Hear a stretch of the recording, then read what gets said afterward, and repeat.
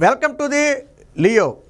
జగన్మోహన్ రెడ్డి ఏ అధికారైనా జగన్మోహన్ రెడ్డి మాట వినకపోతే ఏ స్థాయిలో వేధిస్తాడో మనం అనేక ఘటనలు చూసాం. ప్రధానంగా ఏబి వెంకటేశ్వరరావు గత ప్రభుత్వ హయాంలో తెలుగుదేశం పార్టీకి అనుకూలంగా వ్యవహరించారనే ఒక ఆరోపణ నేపథ్యంలో 5 ఏళ్ల పాటు పోస్టింగ్ ఇవ్వకుండా చివరికి ఆ రిటైర్మెంట్ రోజు పోస్టింగ్ ఇచ్చి అత్యంత దారుణంగా అవమానించడం జరిగింది. అయితే అందరికీ ఏబి వెంకటేశ్వరరావు మాత్రమే తెలుసు. అంతకంటే దారుణంగా మరొక సీనియర్ ఐపీఎస్ అధికారిని కూడా జగన్మోహన్ రెడ్డి వేధించాడు. కాకపోతే ఇప్పటి వరకు బయటికి రాలా. ఆయన రిటైర్ అయిపోయిన తర్వాత ఇప్పుడు ప్రభుత్వాలు మారిన తర్వాత ఇవి కొంచెంగా బయటకు వస్తున్నాయి.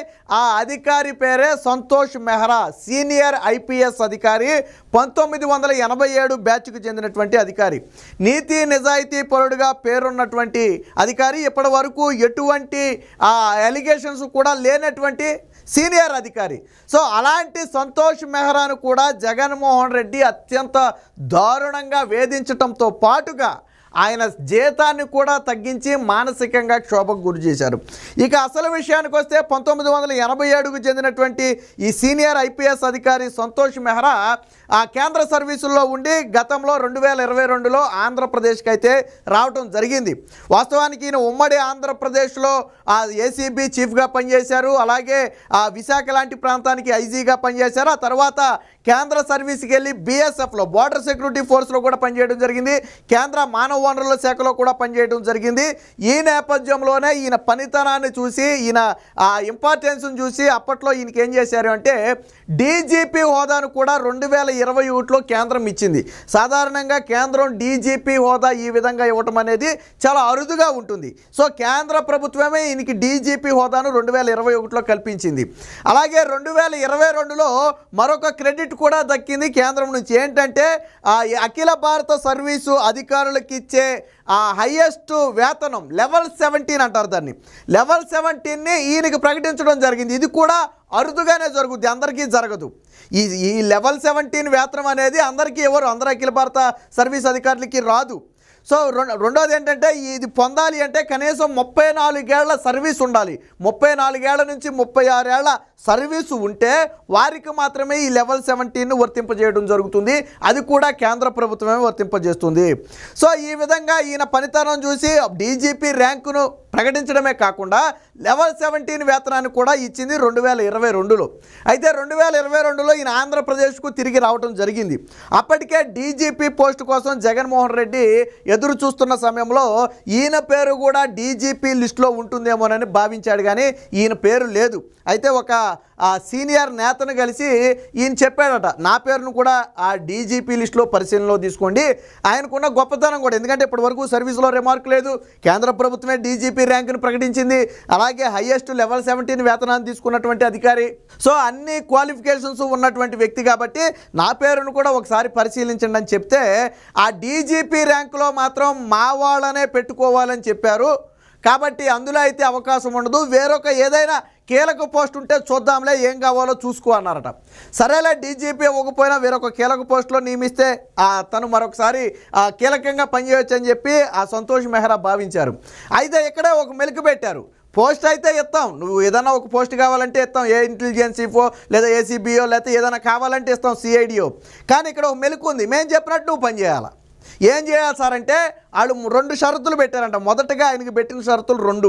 ఒకటి, ఏబి వెంకటేశ్వరరావు మీద కేసును మళ్ళీ రీఇన్వెస్టిగేట్ చేయాలి, మళ్ళీ తిరగదోడాలి, ఎట్టి పరిస్థితుల్లో ఆయన్ని సర్వీస్ నుంచి రిమూవ్ చేసే విధంగా మీరు నివేదిక ఇవ్వాలి. అంటే ఆ ఏబి వెంకటేశ్వరరావు హయాంలో ఈ అవకతవకలు జరిగాయి, ఈ కుంభకోణాలు జరిగాయి, లేకపోతే ఈయన ఇలాంటి వాటిల్లో పార్టిసిపేట్ చేశాడని ఒక నివేదిక ఇచ్చి మొత్తంగా ఆయన్ని సర్వీస్ నుంచి తొలగించాలి.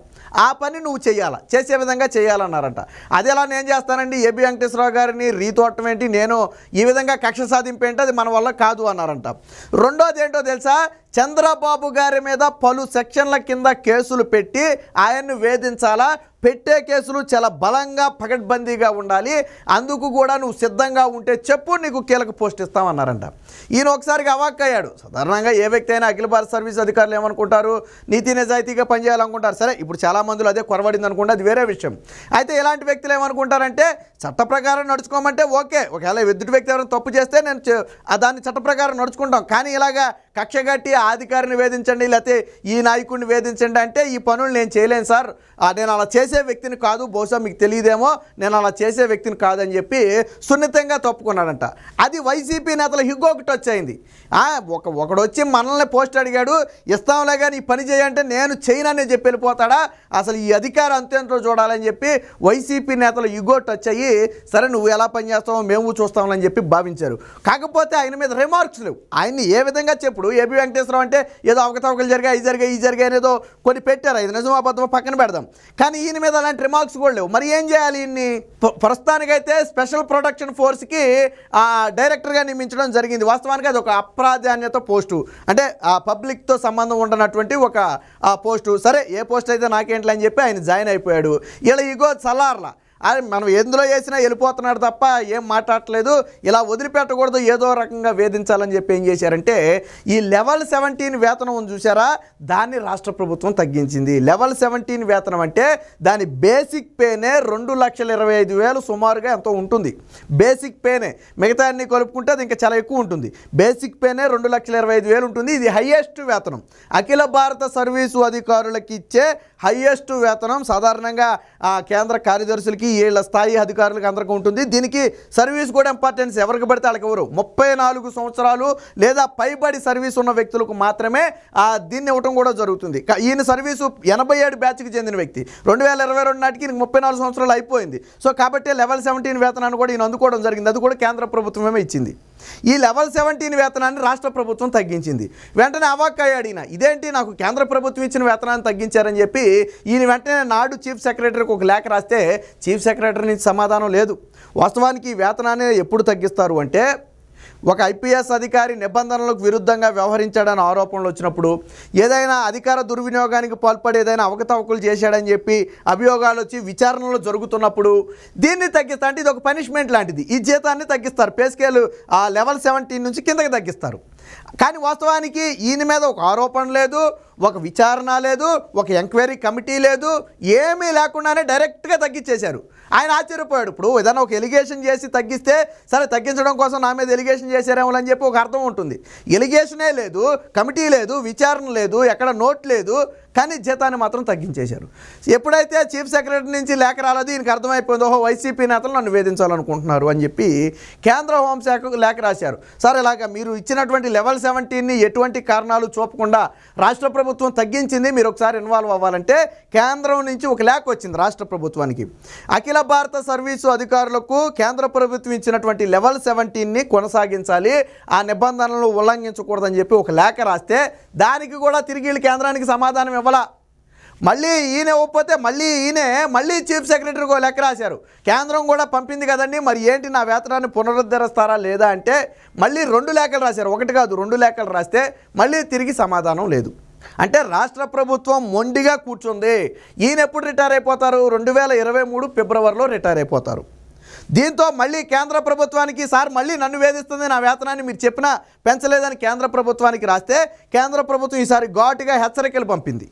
హెచ్చరికలు కూడా పంపితే ఈయన ఏం చేశాడు? అప్పుడు రాష్ట్ర ప్రభుత్వం స్పందించాల్సిన పరిస్థితి వచ్చి మళ్ళీ చీఫ్ సెక్రటరీ ఏమీ ఎరగనట్టు ఇప్పుడు సంతోష్ మెహ్రా విషయంలో లెవెల్ 17 విషయంలో మేము ఎటువంటి చర్యలు తీసుకోకూడదు మాకు చెప్పండి అని పంపితే కేంద్ర ప్రభుత్వం స్పష్టంగా చెప్పింది. కేంద్ర ప్రభుత్వం ఇచ్చినటువంటి ఈ లెవెల్ 17 వేతనం ఏదైతే ఉందో దాన్ని ఏ రాష్ట్ర ప్రభుత్వం కూడా తగ్గించడానికి లేదు, కాబట్టి మీరు కొనసాగించాలని చెప్పి రిప్లై ఇస్తే ఎప్పుడు ఇది 2022 నవంబర్ అక్టోబర్ టైంలో జరిగింది. అయినా కానీ రాష్ట్ర ప్రభుత్వం స్పందించలా, కేంద్రం చెప్పినా రాష్ట్ర ప్రభుత్వం స్పందించలా. అప్పుడు కేంద్ర ప్రభుత్వం ఏం చేసిందంటే అన్ని రాష్ట్రాలకు ఒక సర్క్యులర్ జారీ చేసింది. కేంద్ర ప్రభుత్వం అన్ని రాష్ట్రాలకు సర్క్యులర్ జారీ చేసింది. ఏ అఖిల భారత సర్వీసు అధికారికైనా కేంద్ర ప్రభుత్వం లెవెల్ 17 వేతనాన్ని ప్రకటిస్తే దాన్ని ఖచ్చితంగా రాష్ట్ర ప్రభుత్వాలు అమలు చేసి తీరాలి, తగ్గించడం కుదరదు అని చెప్పి అన్ని రాష్ట్రాలకు కేంద్రం ఆదేశాలతో ఆ సీల్తో ఒక సర్క్యులర్ జారీ చేస్తే వీళ్ళకేం చేయాలో అర్థం కావాలి, ఎందుకంటే అది ఖచ్చితంగా ఫాలో అవ్వాలి. ఏం చేయాలో తెలియక ఈయన ఫిబ్రవరిలో రిటైర్ అయిపోతాడని తెలిసి కూడా ఎంత అడిగినా డిసెంబర్లో 2022 డిసెంబర్లో సర్క్యులర్ వస్తే 2023 జనవరిలో ఇంప్లిమెంట్ చేయొచ్చు, పోనీ ఫిబ్రవరిలో ఇంప్లిమెంట్ చేయొచ్చు, చేయలా. ఈయన ఫిబ్రవరిలో రిటైర్మెంటు, 2023 ఫిబ్రవరిలో ఈ అధికారి రిటైర్మెంటు. ఎప్పుడు ఇంప్లిమెంట్ చేశారో తెలుసా? 2023 మార్చిలో ఇంప్లిమెంట్ చేశారు. అంటే ఆయన పదవీ విరమణ చేసిన నెల రోజుల తర్వాత దాన్ని ఇంప్లిమెంట్ చేశారు. అంటే ఆయన పదవిలో ఉన్నంతకాలం వేధించటమే లక్ష్యం. ససేమిరా మేము అనుకున్నది చేసి తీరతాం. ఏబీ వెంకటేశ్వరరావు విషయంలో ఏం జరిగింది? కోర్టులో మీరు ఖచ్చితంగా పోస్టింగ్ ఇవ్వాలని చెప్పినా ఇంకా తిప్పి ఇంకా లేట్ చేసి చివరికి పదవీ విరమణ రోజు ఇచ్చారు. ఈయనైతే ఏకంగా పదవీ విరమణ జరిగే వరకు కూడా వేతనాన్ని ఇంప్లిమెంట్ చేయాల. వాస్తవానికి ఆయన మీద ఎలిగేషన్ చేశారు. ఈయన మీద ఎలిగేషన్ చేయడానికి రాష్ట్ర ప్రభుత్వం దగ్గర ఏమీ లేదు. ఎందుకంటే ఆయన మొన్నటిదాకా కేంద్రంలో పనిచేసి వచ్చాడు. ఏ రాష్ట్రంలో పనిచేసి ఉంటే పోనీ అదో ఇదో అని ఏదో ఎలిగేషన్ చేసేవాళ్ళే. అంటే ఒక సీనియర్ అధికారులను కానివ్వండి, ఐఏఎస్ ఐపీఎస్ లాంటి అఖిల భారత సర్వీస్ అధికారులను వైసీపీ ఏ విధంగా వేధించింది అనడానికి ఇదే ఒక నిదర్శనం. ఆయనే ఈ అధికారి. దీనికి సంబంధించిన వార్త ఒకటి వచ్చింది, ఒకసారి చూద్దాం. అడ్డగోలు పనులు చేయనంటే అవమానించారు. సీనియర్ ఐపీఎస్ అధికారి సంతోష్ మెహ్రాతో వైకాపా ప్రభుత్వం అనుచిత ప్రవర్తన. అధికార యంత్రాంగం పట్ల గత సర్కారు తీరుకి ఇదే నిదర్శనం అని చెప్పారు. ఈయన ఆంధ్రప్రదేశ్ కేడర్కే చెందినటువంటి 87 బ్యాచ్కు చెందినటువంటి ఐపీఎస్ అధికారి. 2012లో కేంద్ర సర్వీసులకు వెళ్ళి అప్పట్లో బీఎస్ఎఫ్లో పనిచేయడంతో పాటు జాతీయ మానవ వనరుల శాఖలో పనిచేశారు. 2021లో డీజీపీ హోదాను కేంద్రమే ఇచ్చింది. సో వాస్తవానికి ఇలా ఇవ్వటం అనేది చాలా అరుదు. 2022 మార్చిలో అఖిల భారత అధికారులకి ఇచ్చే అత్యున్నత వేతన స్థాయి లెవెల్ 17 ఈయనకు ఇవ్వడం జరిగింది. అలాగే అప్పుడు 2022 జూలైలో ఈయన ఆంధ్రప్రదేశ్కి వచ్చిన తర్వాత ఆ డీజీపీ పోస్టు కోసం అని చెప్పి ఆయన ఆలోచన చేసి ఒక ముఖ్య నేతకు, రాష్ట్ర ముఖ్య నేతను కలిసి తన అభిలాషను వెల్లడించారు. ఇక్కడ రాజకీయాల దృష్ట్యా ఆ పోస్టులో మా మనిషినే నియమించుకోవాల్సి ఉంటుంది, అందువల్ల ఇతరుల ముఖ్యమైన పోస్టుల్లో ఒక దాన్ని ఇస్తామని, పదవీ విరమణ తర్వాత ఏదైనా పదవి కూడా ఇస్తామని చెప్పి వాళ్ళ భరోసా అయితే ఇచ్చారట. అయితే ఏదైనా ముఖ్య పోస్టు ఇచ్చేందుకు ప్రభుత్వంలోని కీలక అధికారులు 2 షరతులు పెట్టారంట. ఏంటి ఆ షరతులో చూడండి. అప్పటి రాష్ట్ర కక్షతో సస్పెండ్ చేసిన సీనియర్ ఐపీఎస్ అధికారి ఏబీ వెంకటేశ్వరరావుపై మళ్ళీ కొత్తగా విచారణ చేసి FR 56 నిబంధన ప్రకారం ఆయన్ను సర్వీసు నుంచి నేరుగా తొలగించేందుకు వీలైన సిఫారసులు చేయాలని, అలాగే టీడీపీ అధినేత చంద్రబాబుకు వ్యతిరేకంగా రకరకాల కేసులు పెట్టే బాధ్యతలు తీసుకోవాలన్న షరతులు విని మెహ్రా నివ్వెరపోయాడంట. తాను ఈ పనులు చేయలేనని చెప్పి ముఖ్య నేతను సంతోషపెట్టే పని చేస్తే ఆయన మిమ్మల్ని సొంత మనిషిలా భావిస్తారని, అప్పుడే మీకు ముఖ్యమైన పోస్టు సాధ్యమవుతుందని అధికారులు స్పష్టం చేశారు. దీనికి తోడు గతంలో సంతోష్ మెహ్రా తెదేపాకు అనుకూలంగా వ్యవహరించారనే ఒక దుష్ప్రచారాన్ని కూడా సీనియర్ అధికారులు తెర మీదకు తీసుకొచ్చారు. సో వాళ్ళు చెప్పింది ఒకటే, నీకు పోస్ట్ కావాలంటే వస్తుంది, కానీ నువ్వు ఈ 2 చేయాలా. ఏబీ వెంకటేశ్వరరావుని సర్వీస్ నుంచి రిమూవ్ చేసే విధంగా నువ్వు ఒక ఇది ఇవ్వాలా. అలాగే చంద్రబాబు గారి మీద కేసులు పెట్టాలి. అంటే గతంలో సిఐడి సంజయ్ తీసుకుని సిట్టు అధిపతి కొల్లు తీసుకున్నాడు చూసారా బాధ్యతలు, ఆ బాధ్యతలను సంతోష్ మెహ్రాని తీసుకోమని అడిగారు. ఈయన నా వాళ్ళ కాదని చెప్పి లేచి వెళ్ళిపోతే వేధింపులు అప్పుడుతో మొదలు. ఏమైంది? 2022 ఆగస్టులో రాష్ట్ర ప్రొటెక్షన్ ఫోర్స్ డైరెక్టర్ జనరల్గా నియమించింది. ఇది ఒక అప్రాధాన్యతమైన పోస్టు. అయితే 3 రోజులు తిరగక ముందే రాష్ట్ర ప్రభుత్వం కేంద్రం ఇచ్చిన లెవెల్ 17 స్కేలును తగ్గించి మరింత క్షోభకు గురి చేసింది. ఏ అధికారైనా తప్పు చేస్తేనో అవకతవకలకు పాల్పడితేనో ఇలాంటి చర్యలు తీసుకుంటారు, కానీ విచారణ కానీ అభియోగం కానీ లేకుండానే స్కేలు తగ్గించిన సందర్భాలు గతంలో లేవు. ఇక్కడ జరిగింది. అంటే పోస్టులో నియమించిన తర్వాత కూడా ఇగో చాలా ఆయన జాయిన్ అయిపోయాడు. ఆయన ఇగో జాలక 3 రోజుల్లోనే జాయిన్ అయిన 3 రోజుల్లోనే తగ్గించేశారు. దీని మీద పలుసార్లు కేంద్రానికి రాష్ట్రానికి ఈయన లేఖలు రాస్తే చివరికి ఎట్టకేలకు ఆయన రిటైర్ అయిన తరువాత 17ను వెంటనే అమలు చేయాలని మెహ్రాను అప్పటి సిఎస్ జవహర్ రెడ్డికి మరొక 3 ఉత్తరాలు రాశారు.